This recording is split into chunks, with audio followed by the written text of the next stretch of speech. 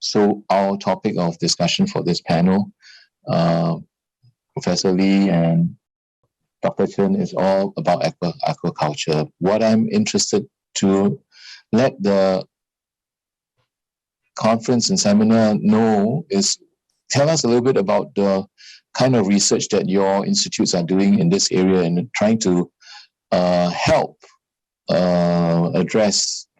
help the farmers or the aquaculture businesses cope with this impact of climate change. Hi, Ravi. Yeah, hello. I'm sorry, I was in the other link. Yes. Yeah.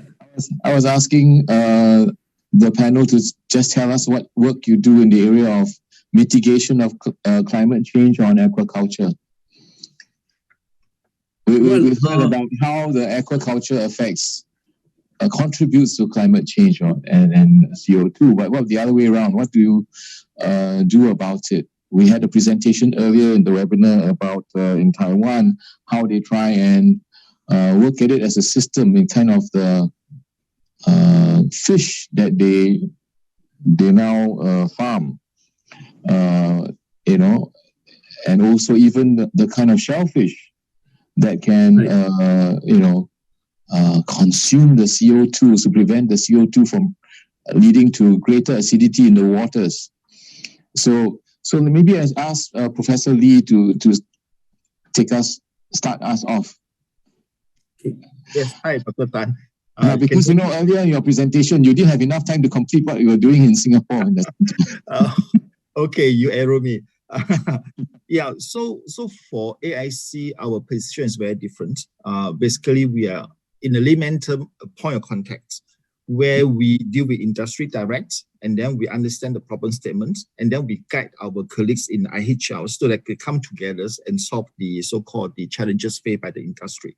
So this is the important thing. And as a result, we are guiding them, holding them, and harmonize the work so that minimize duplications and also avoid competition in a way in the negative sense. Positive sense is good.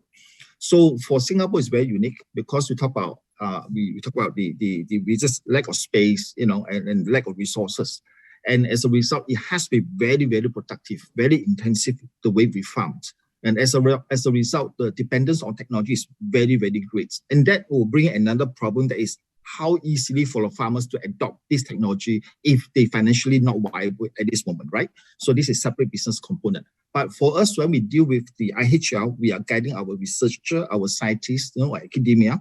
So we tell them, okay, look, with all the things going on at the same time, we have to prioritize it.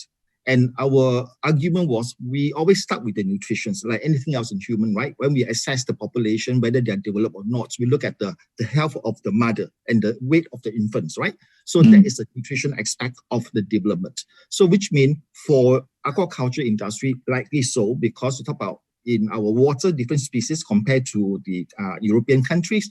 So a lot of species are not yet fully understood or studied or closing the loop. So we always advise them, let's start with the nutrition part. You must have the right nutrition. So if the fish are fed with proper nutrition, they tend to get less sick, right? So medicine or the treatment will come a bit later because they must do well. Once the fish optimize in growth, then you can do a genetic selection. Am I getting it? You don't select the gene now when the fish are not growing well. So these are the so-called sequential development. Of course, we can overlapping it. But we start with nutrition, and then once the fish are able to grow properly, then we put more fish in the tank. Because of that, disease start to come. So then you have to manage the disease. Once you manage that parts, then the next thing is we want to improve the performance, then genetic comes in. So these are the sequential development. That's how we guide our colleagues, and that's how they come in and partake in the research development so that we propel Singapore from non-aquaculture countries to be an aquaculture innovation hub for the regions. Oh, I see. Okay, Ravi, would you want to throw in your bit on the international front, because you sit on a number of global networks and you chair some of these things and you will have a global perspective and keep us up to date as to what's going on this area. Thank you, Dr. Pan. Thank you for this question. First of all, let me confess I'm not an aquaculture specialist. It's not technically not my background, but yes, I work for APAARI, which is an organization for facilitation and promotion of research and innovation for sustainable development for agri-food system. And fisheries and aquaculture does become an important part of all what we do in APAARI. And now coming to your question, what APAARI is doing. What we are doing is like we are trying to have some expert consultations with all our members. We had organized one in Sri Lanka and another one in India, where we are focusing on the underutilized species of aquatic species. These genetic resources are very crucial, where you can find more germplasm, more strains, which can resist the impact of climate change and which you can bring to the forefront. So we are trying to bring with the members in this field a kind of all experts at one platform, see what we are, where we are, where is the gene bank for these aqua resources, and how we can best utilize and how we can take it to research. Secondly, we have recently organized in the field of aquaculture the importance of biotechnology in aquaculture and the livelihood issues of related to biotechnology and aquaculture.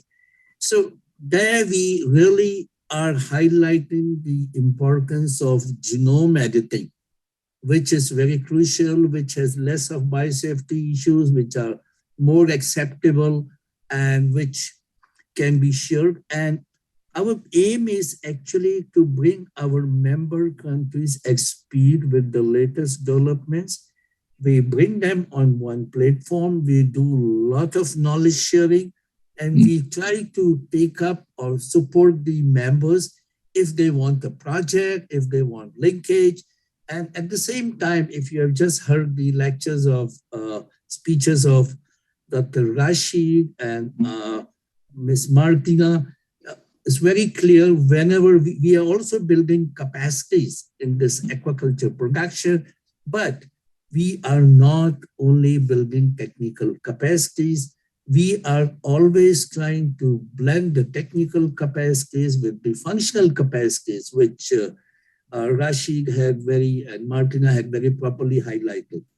So our aim is more of networking, supporting our partners, bringing the subject at the forefront, go for capacity building in a blended way of technical and functional, and remain as a platform for knowledge sharing with the support of our partners. Yeah, this is in brief where we are into. May I now invite Dr. Chen to share his thoughts from what's happening in Taiwan and how Taiwan is also exporting or sharing their expertise.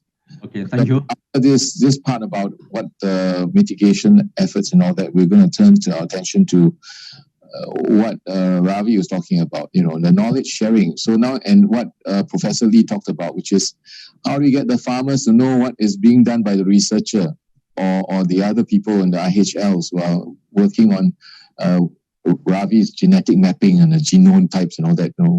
You ask a farmer in his farm with his nets, and then he says, just tell me what to do. And more likely, give me the money for it. Yeah. Okay, Dr. Chen, please. Okay, thank you. Thank you, Dr. Tan. I would like to share with three aspects. One is from the government side, one is from industry side, one is from the academic side. Okay, I'm the Dean, College of Agriculture, National Pingtung University of Science and Technology. Yes, the Taiwan government, since the last year, the President Tsai Ing-wen already announced that Taiwan has to follow the international rule about 2030, 2040, 2050, the final goal for the carbon neutral. So we have to follow. Why? We cannot be away from this international community because all industry, Taiwan is a small island, all industry we will face carbon trade and carbon tax. So Taiwan government, especially for agriculture, is the Council of Agriculture. So the last week already set the incentive very seriously from the industry aspect and the academic aspect that, okay, from industry aspect that, so every small and medium enterprise, because agriculture in Taiwan is small and medium enterprise, not like semiconductor very big in Taiwan. They already lay out, they already, for example, the TSM, you know, TSM, they already bought 40% windmill energy already. But the agriculture, the small and medium enterprise, they cannot do that. So the Taiwan electronic ICT, some company, they're very good manufacturing of the photovoltaic. So they work with aquaculture, not only aquaculture, also the general agricultural industry. So with Taiwan, we have the new policy we call symbiosis, the farming and electricity symbiosis. So which means this is very strict, 20 years contract, which means that in these 20 years, the photovoltaic company, you set up the system, but also under this system, you do farming, you do agriculture, but it must at least 20 years. Because the previous, they just set up, they don't do anything. It's not good. We must have the agriculture production. Okay. So take this opportunity, we have a challenge and opportunity. So take this opportunity, we also consider the carbon emission. We use the Taiwan, you say Taiwan, the southern Taiwan is very full of the sunshine. Okay, the good place. They also do farming because lots of the products, agricultural products, they don't need very high the sunshine. Under the sunshine, so they need partially sunshine. So this is the opportunity, but also they give the sun regulation 20 years the contract. So this one extended to the aquaculture. So we in Taiwan is the ocean island. So in around Taiwan, many the industry they work with the aquaculture industry. So we under the near the seashore or the on land aquaculture, they also do that. So increase is this way. So their mindset for the industry, they want to have use Taiwan as the base. Then they extend to the southeast country, Philippines, Malaysia, other country. They use this technology to extend to those countries. Also, this is from the industry side. Government side is they encourage it. Okay, let's set the rule. We have to do that because for the future carbon trade, carbon tax will increase our production costs. For not good for the export. Okay, for the academic side, so even the Ministry of Science and Technology, the Council of Agriculture, lots of the project encourage the academia.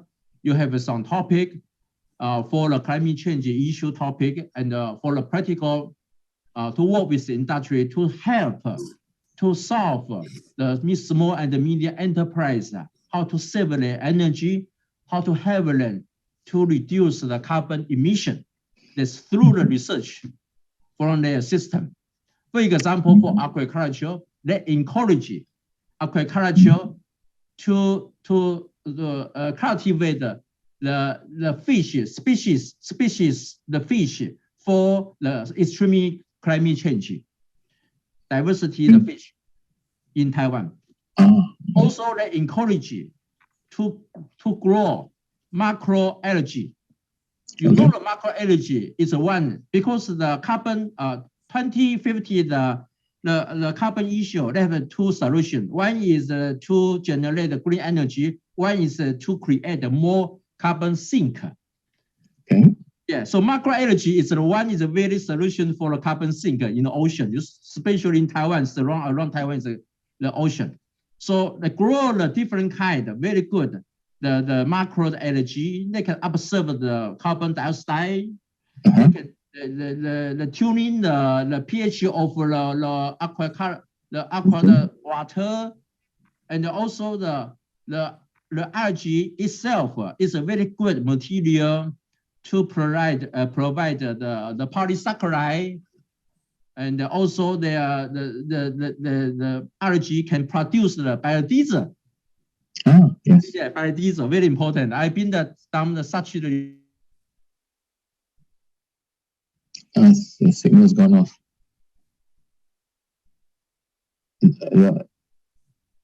Dr. Chen, your signal is bad. It cannot be heard.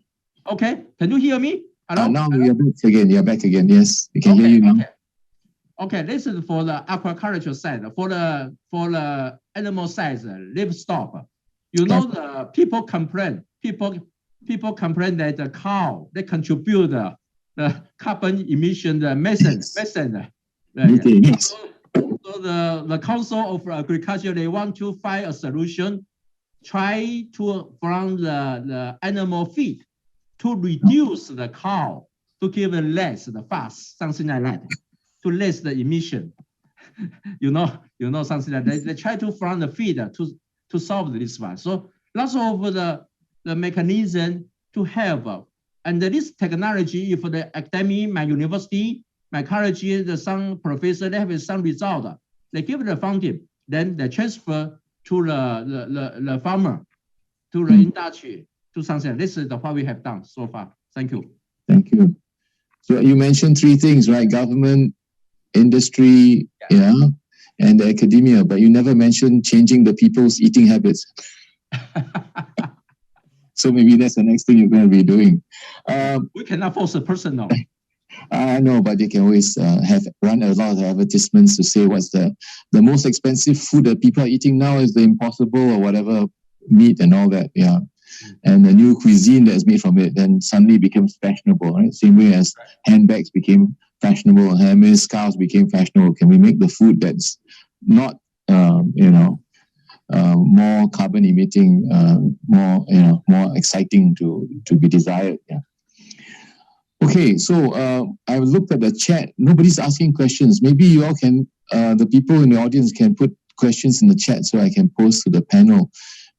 Before we go to talking about cooperation and what we need to do to make sure that at your national level, Professor Lee said, we want to make sure that the IHLs are not working on the same thing and overlapping, because you have limited resources, and also you want to be efficient. You want to do things better so that you can address the real problems. All right. So what can we do internationally to make sure that what's happening in Taiwan, we don't have to redo again, because we have grouper in Taiwan, we also have grouper in Singapore. Yeah. Right? I'm not sure whether we have threadfish or not, but I think we're not having abalone in Singapore. Abalone will probably be in Australia. Yeah. So what kind of networks and what kind of information exchange goes on, and what about this thing? If when vaccines are concerned, you're now to tell people waive the intellectual property rights over the vaccines. Do they do the same thing for aquaculture, bio? Agri-business there's some know-how, right? How much money must Taiwanese agri-businesses make before they give it and share it free? And then Professor Lee, you were talking as if Singapore will be but probably center of the knowledge doesn't mean you're giving it away free, right? Well, depends how we want to look at it. For Singapore, we are in a very good position because of small size again. Yeah, so we come from the angle of the disadvantage and we turn it into a strength. That is because of small size, we pose no threat to any country, right, Dr. Tan? Yeah. So when we say we want to share something with, let's say, our counterpart in India or in Philippines, they don't mind. They really say, yeah, you're sharing. But if I'm a big country, if I'm from China, I say, I want to share with you. They say, oh yeah, sure. So the mindset is they see you as a big country, then potentially you will be their competitors. So they become very difficult for the scientists to start to talk and collaborate. So Singapore in a very unique position because we're so small, we pose no threat to anybody, especially in the aquaculture sectors. We have no land, right? So basically all the technology we have to exploit, we have to share so that we can produce our food elsewhere to support our growth, right? So we're giving away our technology, our knowledge, so that you can produce and we buy from you. So it's actually win-win for all. So that's become very strong position for us to do. And as a result, a lot of technology vendor or owners coming to Singapore because they know if you come from Singapore and out, it's easier for other countries to accept. So that is a position, is uniquely favorable to a small country like Singapore, Taiwan, right? Because too small to pose any threat to any big countries. So when we say we want to share to them, is you're serious because how much can you produce in Singapore? Whatever technology you have to share with me so that I can help you make money, right? So that is a position, and that's why we are writing on that. Plus the branding of Singapore, we know Dr. Tai in Singapore. If we do anything wrong, we got caned by our government, right? So, so we tend to be very proper. We don't want to infringe IP rights, right? And do things hanky-panky because our government is watching. Because we will be tarnished the country reputation, and this is big no. It's a red line. Don't cross that line. So they provide another security to all this collaboration to take shape, to move faster compared to other countries face this perception issue. That's very hard for scientists to say, I want to share. They say, yeah, sure. I don't trust you in that sense. Ravi, any comments? Yeah, I think Professor Lee Chee made a very good comment, given the size of the country and the possibilities of what they can do. But on his behalf, I may add for him that countries like Singapore and Taiwan can add value to the whole game plan because they have a quality research, they have excellent ideas, and they have a will to collaborate. It is not only fish aquaculture products, but it is the knowledge on aquaculture, knowledge of research, putting research into practice. So they have a very important role to play. Over here, what I would like to add is regional organizations like APAARI is one of them. They have very, very important role to play in terms of facilitation and promotion. Because if you look at Asia, Dr. Tan, Asia is a mixed bag of countries. We have a lot of least developed countries, we have developing countries, and we have the most developed countries like Australia, New Zealand, or Japan, and so on. Now, so if we look at the whole region, Asia Pacific, we have everything from A to Z. It becomes challenging when you need to work in Asia. And for APAARI, I'm saying, like what to do where. We have to have specific sub-regional case scenarios classified. So what we do is we take the best from the haves, bring it to the have-nots. Like in most of our aquaculture thing, we get the best of expertise from Taiwan, from Thailand, from countries where we have, and we bring it to Sri Lanka and other places. That is very important job that we have to do because we need to ensure that we harmonize knowledge. We can't harmonize economies. We can't harmonize development. We need to harmonize knowledge, which is a basic step for growth and development. Yeah. So that is one objective. And another objective is a lot of research collaboration and innovations and best practices. I think these are the very basis of keeping the national mindset focused on thematic area of aquaculture. If these things happen, they would like to go to the farmers, they will like to make it more of a commercial things, and they will try to initially go for bilateral trades, they will improve their quality, they will go for WTO, SPS compliances if they have to trade to European Union or to Australasia or to North America. Within the Asian trade, they may follow ASEAN norms. So it brings a level up, you know, when you bring all these things on one plate for them.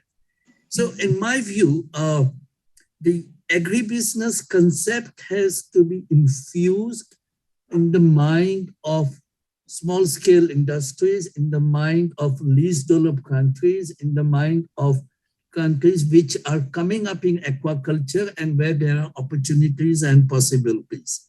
And especially looking at not only just production, is something like where they need to look at the value chain components. So it's quite a big subject. You really have to work with them, not that you just give a lecture and okay, we do fishery like this, finish. We really to bring them in the value chain from here where you have to go, where you can go. And do you have a national policy, which we try to bring up? So that is very important of how you institutionalize policies for really bringing aquaculture to the forefront in the whole national game plan, and also looking at in parallel with the climate change mitigation measures and adaptive measures. I'll stop here. Thank you. So I want to ask all the three experts, how real a threat is this climate change to aquaculture in Asia? There's North and South Asia, right? How real a threat is it? And if it is, how much urgency is being given to this question? Can I come up? Sure, you can. You may, yes. Okay.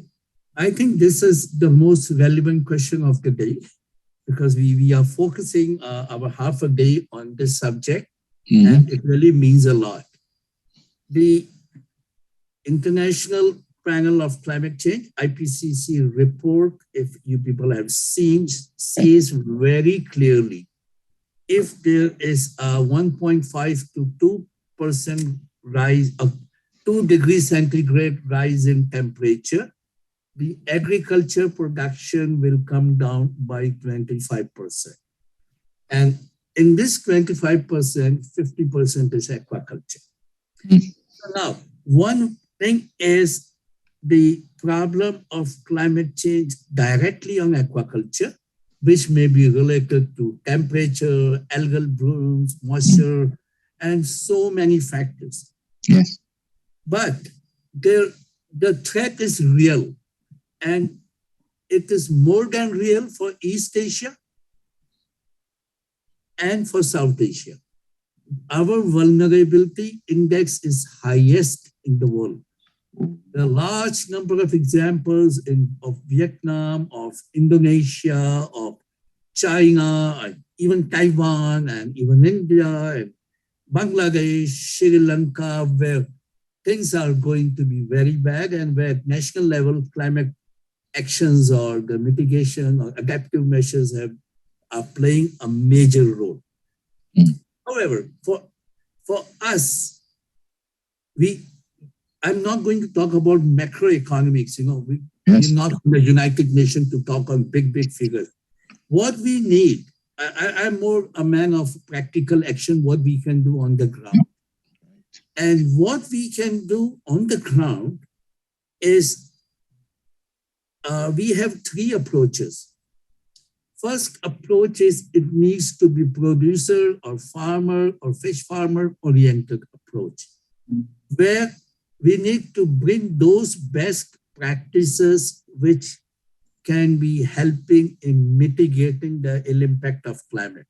Best practices we need to collect, compile, and see what all that can be shared among the countries, and which is an immediate thing we need to do, and probably we all can do at national level instead of going for so much sophisticated research. That is number 1, based on national levels requirement. Secondly, as a midterm approach, we have to change the policies to go on an adaptive approach with what we are doing now and what we should be doing in the coming years. This cannot happen by 5 people sitting in a air-conditioned government office who makes nice PowerPoint and give nice publications. It cannot happen by them.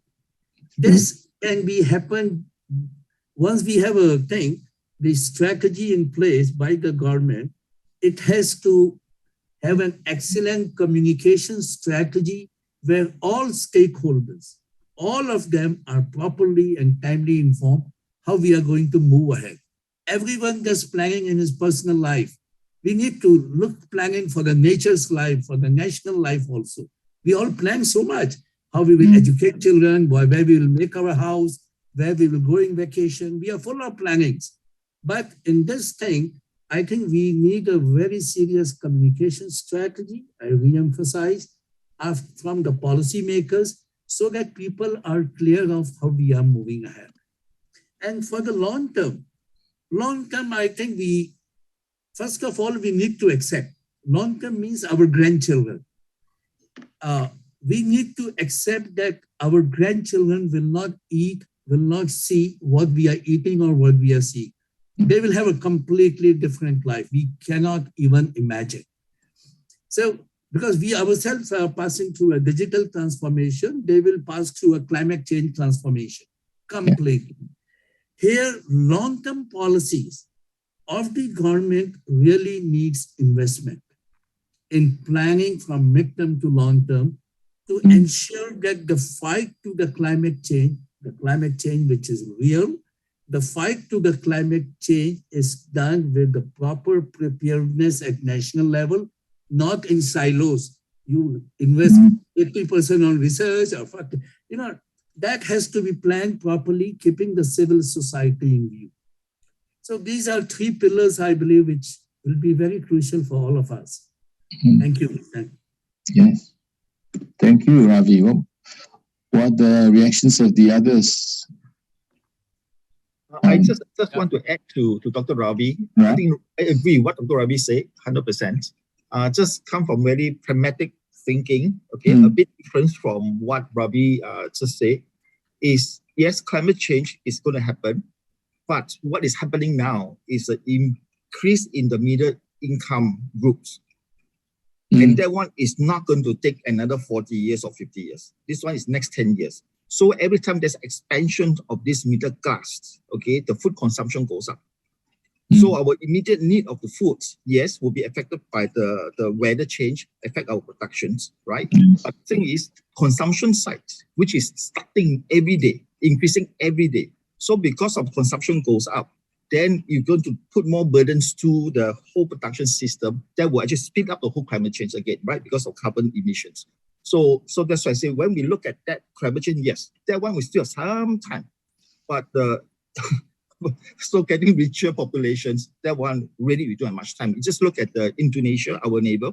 So they will become the fourth largest economy in the world in just another couple of decades. And you just look at China's eating, Indonesia's eating, and India is eating. Oh my goodness, just imagine.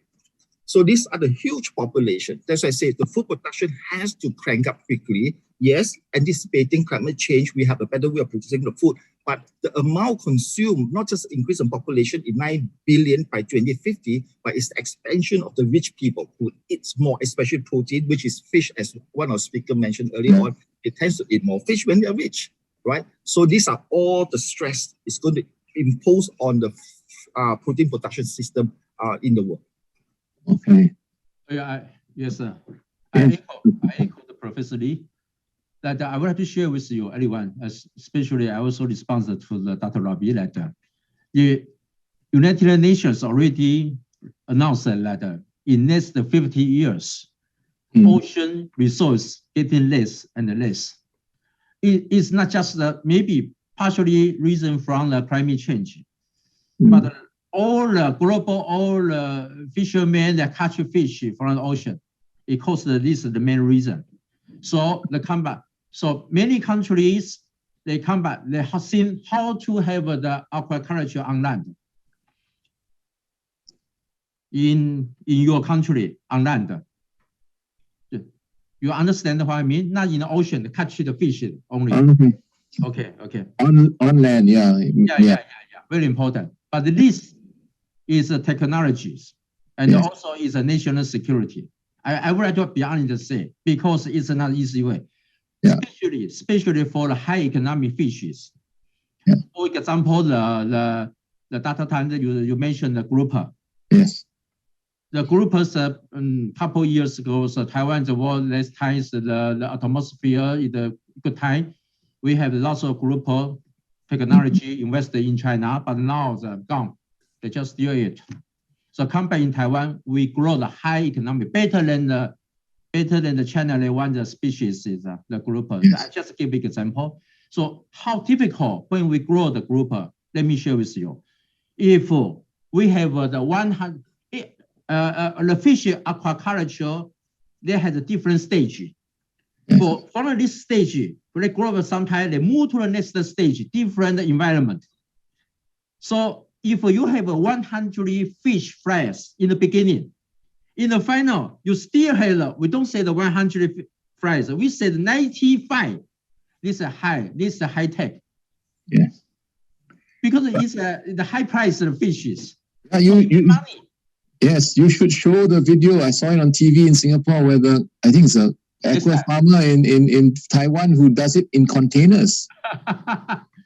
Groupers in containers. Yeah, this is high tech, because you still have the high amounts of the fishes grow up compared to the beginning, high percentage.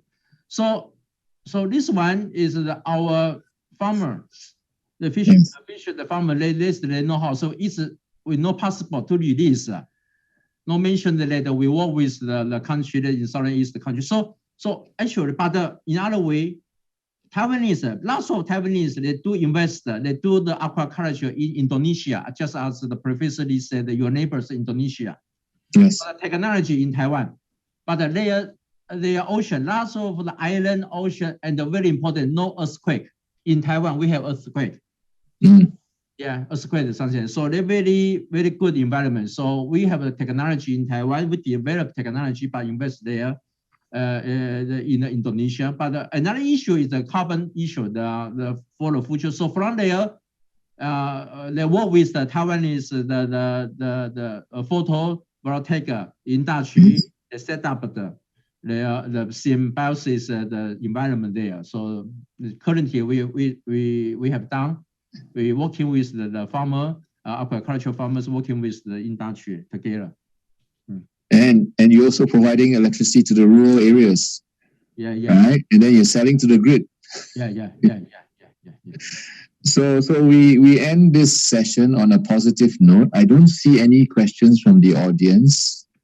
I want to thank Professor Chen, Professor Lee, and Dr. Ravi for making time and sharing what they know. I hope the time they spend together is fruitful, and they will also, the rest in the audience can get in touch with the various networks and tap our panelists for the know-how and information. As they said, they are eager to share the scientific knowledge with your various countries to help everybody. Because when the rest of the world cannot produce the food, we in Singapore who buy food will starve, right? Unless we, even though we get to the 30% food production in Singapore, we still have a food security issue. And that will be a problem for the rest of the world. Yeah, thank you everyone for spending time to discuss this issue of climate change and aquaculture. I hand over to Stephanie now. Thank you, Dr. Tang. Thank you.